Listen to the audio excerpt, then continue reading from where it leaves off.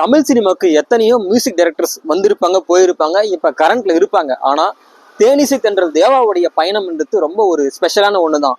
தமிழ் சினிமாவுக்கு கானா சாங்கா இன்ட்ரோ பண்ணவர் அவர் தாங்க. இப்ப எத்தனை பேர் கானா சாங்க பாடலாம், ஆனா அதுக்கு பிள்ளையார் சொல்லி போட்டவர் அவரும். அவர் ஆரம்ப காலகட்டங்கள்ல கிட்டத்தட்ட 14 படம் மியூசிக் பண்ணி ரிலீஸ் ஆகாம போயிருக்கு. இவ்வளவு கஷ்டத்தையும் தாண்டி சினிமாக்குள்ள என்டர் ஆயிட்டு கானான்ற ஒரு பெரிய ட்ரெண்டை நம்ம தமிழ் சினிமா கொடுத்த ஒரு தேவா அவர்கள் தான். அவர் எப்படி சினிமாக்குள்ள டிராவல் பண்ணாரு, எப்படி சாதனை படிச்சாரு, கானா ட்ரெண்ட் செட் எப்படி உருவாக்கினாருன்றத இந்த வீடியோ பார்த்து தெரிஞ்சுக்கலாம். அதுக்கு முன்னாடி நம்ம சேனலை சப்ஸ்கிரைப் பண்ணாம தான் மறக்காம பண்ணிடுங்க. தேனிசை தென்றல் தேவா அப்படின்னு சொன்னாவே எல்லாருக்குமே ஞாபகம் வருது கானா சாங் தான். ஆனா அந்த ட்ரெண்ட் செட்டை உருவாக்குறதுக்கு அவர் கொஞ்சம் கஷ்டப்படலைங்க, அவ்வளவு கஷ்டப்பட்டிருக்காரு. என்னதான் அவர் ஆற்காடு பூர்வீகமா கொண்டாலும் ஒரு கட்டத்துக்கு மேல அவர் பள்ளி படிப்பு படிக்கும் போதே ஃபேமிலி மொத்தமா சென்னைக்கு செட்டில் ஆயிடுறாங்க. அதுக்கப்புறமா பள்ளி படிப்பை நிறுத்தின அவரு மியூசிக் கிளாஸ்ல சேர்றாரு.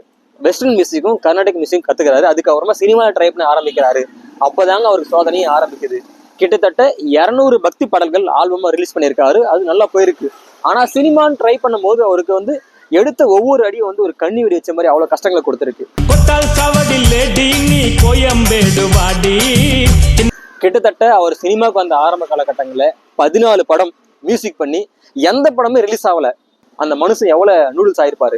அதுக்கப்புறமா முதல் முறையா 1991ல ரஜினி சார் நடிப்புல வந்த அண்ணாமலை படம், இதுதான் அவருக்கு சினிமாக்கு பிள்ளையார் சொல்லி போட்ட படம்.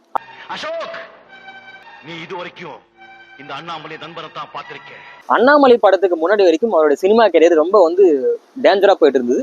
அந்த அண்ணாமலை படத்தோட வெற்றி தான் அவருக்கு சினிமால ஏறுமுகத்தை கொடுத்து ஆரம்பிச்சது. அதுவும் அந்த படத்துல ஓப்பனிங் சாங் ரஜினி சாருடைய வந்தேண்ட பால்காரன் இன்னைக்கு வரைக்கும் நிறைய பேருடைய ஃபேவரட் ஓப்பனிங் சாங்னு சொல்லலாம்.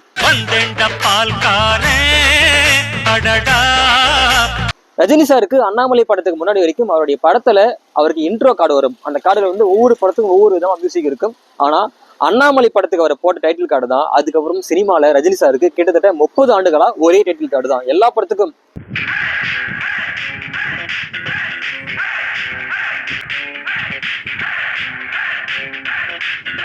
அண்ணாமலை படத்தோட வெற்றிக்கு அப்புறமா தேவா சாரு கிட்டத்தட்ட ரஜினி, கமல், விஜய், அஜித் பெரிய பெரிய ஸ்டார்ஸோட நிறைய படங்கள் பண்ணியிருக்காரு. ரஜினி சாரோடைய அருணாச்சலம், அண்ணாமலை, பாஷா, கமல் சாரோடைய அவை சண்முகி, பஞ்சதந்திரம், அஜித் சாரோடைய வாலி, ஆசை, விஜய் சாரோடைய நினைத்தேன் வந்தாய், குஷி, இந்த மாதிரி நிறைய படங்கள் நிறைய பெரிய ஸ்டார்ஸ்க்கு போட்டு ஒரு மிகப்பெரிய ஒரு மியூசிக் டைரக்டரை உருவானாரு.